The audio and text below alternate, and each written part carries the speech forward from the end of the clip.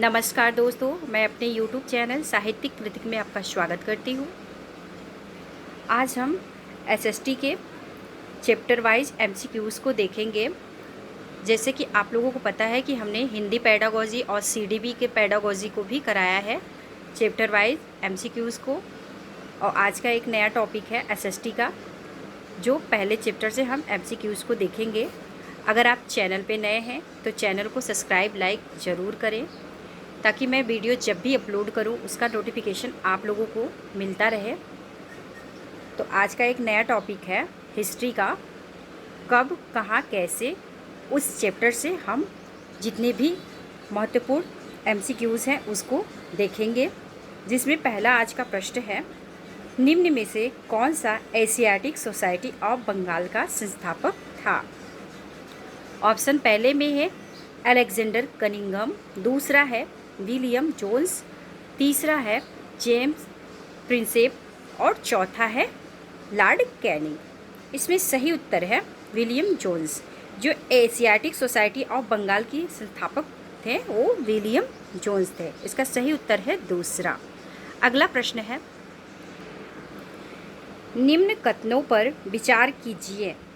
ए है, इसमें ईसा मसीह के जन्म के पूर्व सभी तिथियां बिफोर क्राइस्ट के नाम से जानी जाती थी। बी है, ईसा मसीह के जन्म के बाद की तिथि एनो डोमिनी के नाम से जानी जाती थी। उपर्युक्त कथन में से कौन सा सत्य है। ऑप्शन पहले में है केवल ए, ऑप्शन दूसरे में है केवल बी, ऑप्शन तीसरे में है ए और बी, और ऑप्शन चौथे में है न तो ए न तो बी। तो इसका सही उत्तर है ए और बी। इसका सही उत्तर है तीसरा। अगला प्रश्न है, निम्न कथनों में से कौन सा सत्य है। पहला है, यूनानी रोमन लेखन में प्रमुख टेथिसियस, मैगस्थनीज, टॉलमी और प्लिनी हैं। दूसरा है, चीनी लेखकों में फहान, वेनसोंग, इतिसंग आदि प्रमुख हैं। और तीसरा है, अरबी लेखकों में अलबरूनी प्रमुख है। चौथा है, उपर्युक्त में से सभी। इसका सही उत्तर है उपर्युक्त में से सभी। अगला प्रश्न है, प्रारंभिक दिनों में सामान्य रूप से सामान्य महिला एवं पुरुष अपने दैनिक कार्यों का लेखा जोखा नहीं रखते थे, क्योंकि पहला है ऑप्शन में, वे अपने परिवार के लिए भोजन और आवास की व्यवस्था में लगे होते थे, जिससे उनके पास इन कामों के लिए समय नहीं होता था। दूसरा है, उनका ऐसा विश्वास था कि यह आवश्यक नहीं है। तीसरा है, वे लिखना और पढ़ना नहीं जानते थे। चौथा है, उपर्युक्त में से सभी। इसका सही उत्तर है तीसरा, वे लिखना और पढ़ना नहीं जानते थे। अगला प्रश्न है, निम्न में से कौन सा कथन असत्य है। ऑप्शन पहला है, सिक्कों के अध्ययन को न्यूमिस्मेटिक्स कहा जाता है। दूसरा है, देश में पहली बार लिखित स्वर्ण सिक्के चलाने का श्रेय इंडिको ग्रीक या हिंद यवन शासकों को जाता है। तीसरा है, भारत में प्राचीनतम सिक्के अधिकतम सोने के हैं। और चौथा है, उपर्युक्त में से कोई नहीं। इसका सही उत्तर है, भारत में प्राचीन सिक्के अधिकतम सोने के हैं। इसका ऑप्शन तीसरा सही है। अगला प्रश्न है, निम्न में से कौन सा कथन सत्य है। ऑप्शन पहला है, भारत में ब्रिटिश शासक अपने सभी अधिकाधिक प्रतिलेखों को लिखित रूप में रखते थे। दूसरा है, अंग्रेजों का यह मानना था कि किसी भी देश में प्रशासनिक गतिविधियों को सुचारू रूप से प्रचालित करने के लिए वहाँ का सर्वेक्षण करना अति आवश्यक है। और तीसरा ऑप्शन है, ब्रिटिश काल के अधिकारियों के बारे में उनके द्वारा लिखे गए दस्तावेजों से पता चलता है। चौथा ऑप्शन है, उपर्युक्त में से सभी। इसका सही उत्तर है चौथा, उपर्युक्त में से सभी। अगला प्रश्न है, निम्न में से कौन सा कथन असत्य है। पहला ऑप्शन है इतिहास का अभिप्राय उस प्रकार के परिवर्तन से है जो समय के साथ होता है और पूर्व में किसी वस्तु स्थिति थी और वे कैसे परिवर्तित होती है।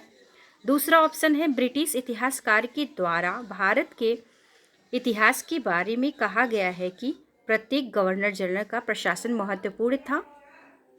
तीसरा है कनिंघम ने भारतीय इतिहास को 3 कालों में विभाजित किया था। और चौथा ऑप्शन है इसमें ब्रिटिशों का यह मानना था कि भारत में सर्वेक्षण प्रभावी प्रशासन के लिए महत्वपूर्ण था। इसका सही उत्तर है तीसरा, कनिंघम ने भारतीय इतिहास को 3 कालों में विभाजित किया था। अगला प्रश्न है इतिहासकार यह कैसे समझता है कि हजारों साल पहले क्या हुआ था।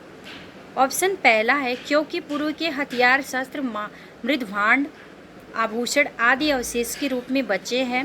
दूसरा है विषय पर पुस्तकों का अध्ययन। तीसरा है पूर्वजों के संतानों जो वर्तमान में जीवित हैं। चौथा है उपर्युक्त में से कोई नहीं। इसका सही उत्तर है पहला, क्योंकि पूर्व के हथियार शस्त्र मृदभांड आभूषण आदि अवशेष के रूप में बचे हैं। इसका सही उत्तर है पहला। अगला प्रश्न है पुरातत्व शास्त्री यह कैसे पता करते थे कि कौन सी वस्तु पत्थरों से बनी है। ऑप्शन पहला है भवनों, मूर्तियों, पेंटिंग के अवशेष से। दूसरा है खनन के प्राप्त शस्त्र हथियार एवं आभूषण से। तीसरा भूमि के नीचे पाए जाने वाले सिक्के बर्तन आदि से। और चौथा है उपर्युक्त में से सभी। इसका सही उत्तर है चौथा, ये उपर्युक्त में से सभी। पुरातत्व शास्त्री ने भवनों और मूर्तियों आदि से पता करते थे। इसका सही उत्तर हमने बताया कि चौथा है। अगला प्रश्न है प्राचीन दिन में किन विषयों पर पुस्तकें नहीं लिखी गई हैं। ऑप्शन पहले में है रहस्यमयी हत्याएं। दूसरा है धार्मिक मान्यता एवं क्रियाएं। तीसरा है राजाओं का जीवन। चौथा है कथा कविता एवं नाटक। इसका सही उत्तर है पहला रहस्यमयी हत्याएं। इस पे पुस्तक नहीं लिखी गई है। सही उत्तर इसका है पहला ऑप्शन। अगला प्रश्न है निम्नलिखित में से कौन सी सुलेख शास्त्री की विशेषताएं नहीं है। पहला ए है शैक्षणिक योग्यता। दूसरा है पांडुलिपि की अच्छी नकल। तीसरा है खराब हस्तलेखन। तो ऑप्शन पहले में है केवल ए, ऑप्शन दूसरे में है ए और बी, ऑप्शन तीसरे में है केवल सी और ऑप्शन चौथे में है बी और सी। इसका सही उत्तर है केवल सी, खराब हस्तलेखन की विशेषता है नहीं है। अगला प्रश्न है निम्नलिखित में से कौन सा कथन प्राचीन हस्तलिपि के संदर्भ में सही नहीं है। ऑप्शन पहले में है वे प्रायः ताड़ पत्रों पर लिखी हुई थी। दूसरा है वे जिस काल में प्रदर्शित करती हैं उस काल का मुख्य स्रोत है। तीसरा है वे हस्तलिखी थी और उसके बाद मुद्रित की गई थी। चौथा है कुछ हस्तलिपियां पत्थर या धातु पर उकेरी गई थी। इसका सही उत्तर है दूसरा, वे जिस काल को प्रदर्शित करते थे उस काल का मुख्य स्रोत है। ऑप्शन दूसरा इसका सही उत्तर है। अगला प्रश्न है कॉमन एरा क्या है। ऑप्शन है पहला आदेश जारी करने के लिए सरकार द्वारा स्वीकृत भारतीय एरा।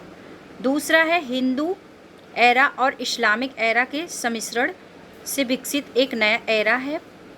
तीसरा है ऐतिहासिक घटनाओं का अध्ययन करने का नया एरा है। या चौथा है क्रिश्चियन एरा जो अब दुनिया के अधिकांश हिस्सों में स्वीकृत है। इसका सही उत्तर है चौथा, जो है क्रिश्चियन एरा जो अब दुनिया के अधिकांश हिस्सों में स्वीकृत है। सही उत्तर इसका है चौथा। अगला प्रश्न है भारतीय इतिहास को प्राचीन मध्य और आधुनिक कालों में भी विभाजित करने में समस्या भी है। निम्नलिखित में से वह समस्या कौन सी है? पहला ऑप्शन है त्रिविभाजन भारतीय राज्यों की क्रमिक प्रगति को दर्शाता है। दूसरा है तीन काल भारतीय इतिहास को वर्णित करने के लिए अपर्याप्त है। तीसरा ऑप्शन है यह संकल्पना पश्चिम से ली गई जहां आधुनिक काल विज्ञान तर्कणा, लोकतंत्र, स्वतंत्रता और सामान्यता से संबंधित है। चौथा ऑप्शन इसमें है भारतीय इतिहास में प्राचीन काल, मध्यकाल और आधुनिक काल में अंतर की स्पष्ट रेखाएं प्रतीत होती हैं। इसका सही उत्तर है तीसरा, यह संकल्पना पश्चिम से ली गई है जहां आधुनिक काल विज्ञान तर्कणा, लोकतंत्र, स्वतंत्रता और सामान्यता से संबंधित है। इसका सही ऑप्शन है तीसरा। अगला प्रश्न है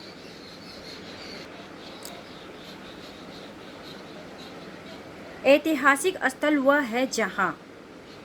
ऑप्शन पहला है अतीत के स्मृति शेष अवशेष मिलते हैं। दूसरा है उत्खनन की क्रियाकलाप होते हैं। तीसरा है इतिहास प्रिय लोग जुटते हैं। चौथा है इतिहासकार इतिहास लिखते हैं। इसका सही उत्तर है पहला, अतीत के स्मृति शेष विशेष मिलते हैं। इसका सही उत्तर है पहला। अगला प्रश्न है आदिवासी लोग अपना पिछला लिखित रिकॉर्ड नहीं रखते थे। वर्तमान के इतिहासकार आदिवासी इतिहास कैसे लिखते हैं? ऑप्शन पहले में है प्राकृतिक परंपराओं का प्रयोग करके।